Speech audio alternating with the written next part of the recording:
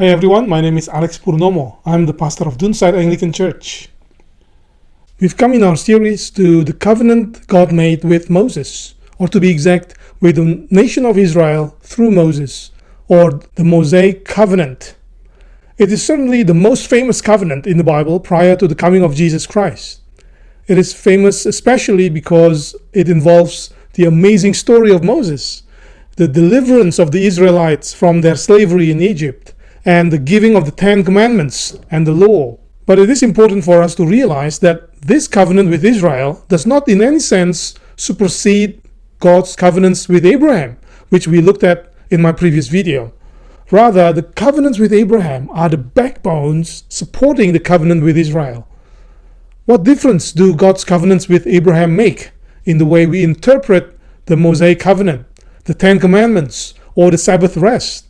That is the focus of this video, number 4, in the series on covenant in God's unfolding purpose.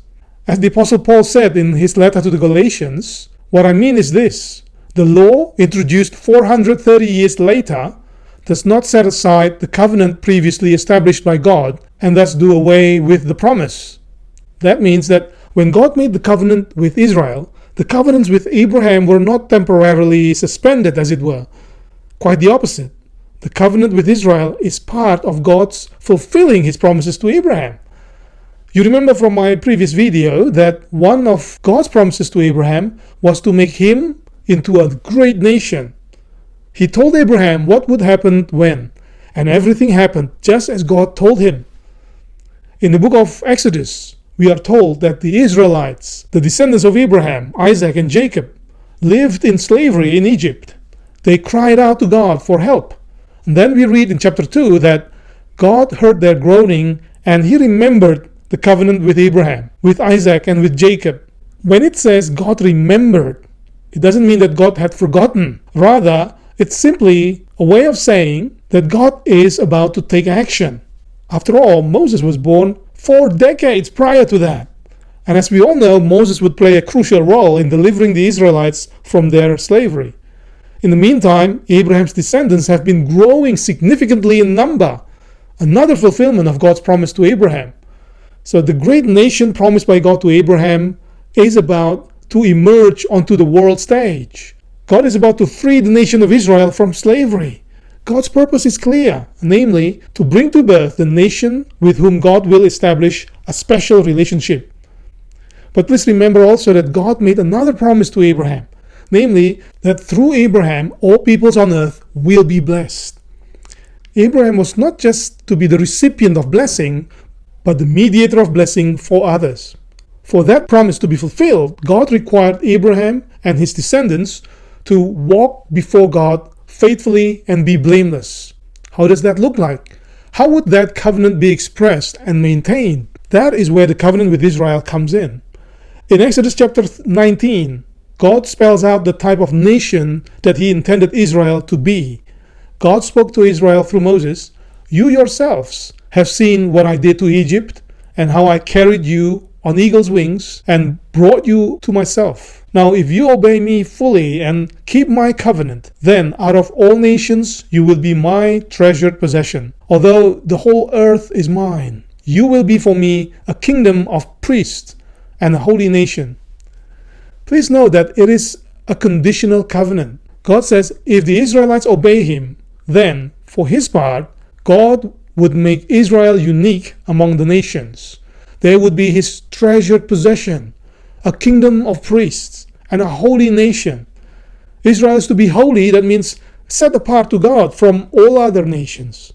As a kingdom of priests, Israel has a distinct status as a servant nation.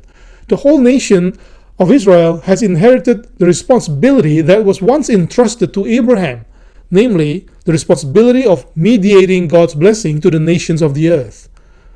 Israel's election as God's treasured possession was not an end in itself, but a means to a much greater end. The goal of God's covenant with Israel was the establishment of a special nation through which God could make himself known to all peoples on earth. But to be such a nation, Israel must keep God's covenant and fulfill the obligations that come with the covenant.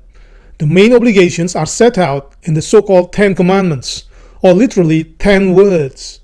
But there are also other more detailed obligations in the following few chapters. This so-called the law of Moses set Israel apart from the other nations and established the norms by which its society was to be governed. But these law obligations were never just a moral code that people were expected to keep. These obligations reveal something of the nature and character of God.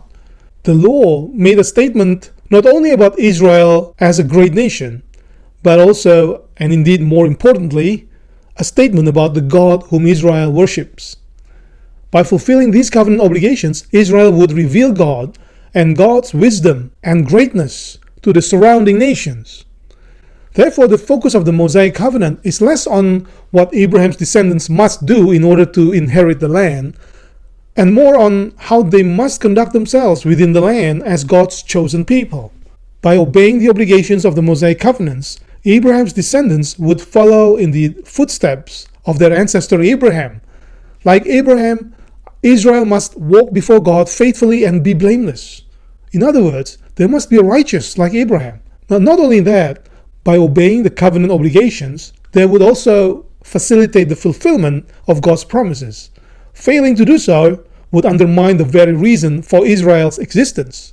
They would no longer be distinct from other nations. Simply based on this covenant, God would then have every right to expel them from the promised land, which in turn would seem to jeopardize God's ultimate purpose, the blessing of all nations through Abraham's descendants.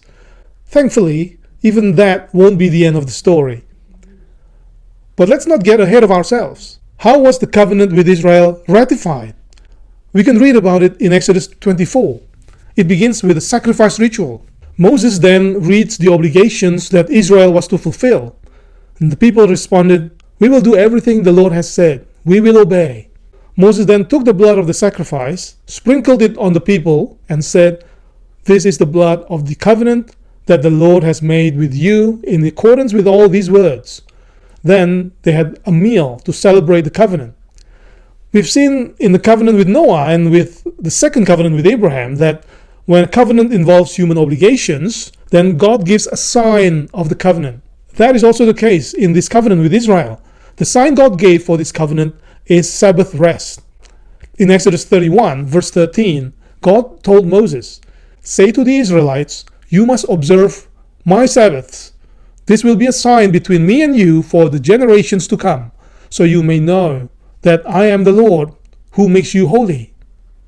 The Sabbath rest was a reminder of Israel's special status before God. It is a reminder that their status before God is not based on their works, but on their obedience to God to take rest. For this, they must stop their normal activities, however necessary they may be for their survival here on earth, and wait on God. If an Israelite did not observe the Sabbath, that person was in effect ignoring, even renouncing their special relationship with God. And that's why if an Israelite broke the Sabbath, their punishment was death. The Sabbath rest is also a constant reminder of God's ceasing from his work of creation. In Exodus 31, verse 17, God says, "It will be a sign between me and the Israelites forever. For in 6 days the Lord made the heavens and the earth, and on the seventh day he rested and was refreshed." Israel was commanded to copy God's example. Just as God did, Israel must also do. By copying God's example, the Israelites are in some sense participating in the blessing and enjoyment of God's rest, which was the goal of creation. And they are fulfilling God's purpose in creation as he intended human beings should. But Sabbath rest is not just looking back to the origins of the existing creation.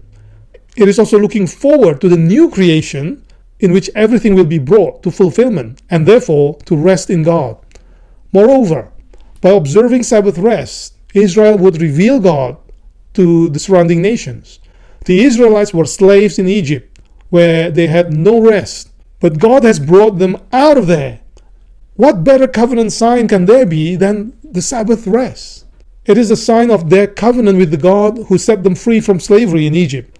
If an Israelite did not observe the Sabbath, that person was in effect behaving as if God had not set them free from Egypt and they were still in slavery. That again explains why it deserves severe penalty. But even for those in the Mosaic covenant, the Sabbath observance was not intended to be an absolute requirement, or indeed the most important covenant obligation. In fact, the Lord Jesus himself demonstrated by his own teaching and behavior that the rigid Sabbath observance, typical of some Jews of his day, was actually in breach of the law of Moses, because it was an excuse for evading the more fundamental obligation of showing love and compassion. Sabbath observance is as much about righteousness as it is about rest. It will become clear that rest does not mean inactivity. It involves living and working in fruitful harmony with God, as Adam did in the garden. Please note again that the Sabbath commandment was a sign of God's covenant with Israel. It's not a mandate for Sabbath observance by all humanity. As I said earlier, the covenant with Israel was not an end in itself, but a means to a much greater end, which is the establishment of a special nation through which God could make himself known to all peoples on earth. This purpose was ultimately achieved, of course, through Jesus Christ. As the Apostle Paul put it in Colossians chapter 2, even Sabbath is only a shadow of the Christ that was to come, and therefore not to be imposed on Christ's followers. As Paul says in Romans 14, whether you observe Sabbath as the Israelites did or not, you do so to the Lord without judging others.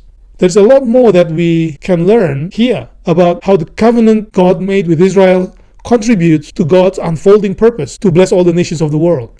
We will continue all that in the next video. If you find this video helpful, please like or subscribe to our channel.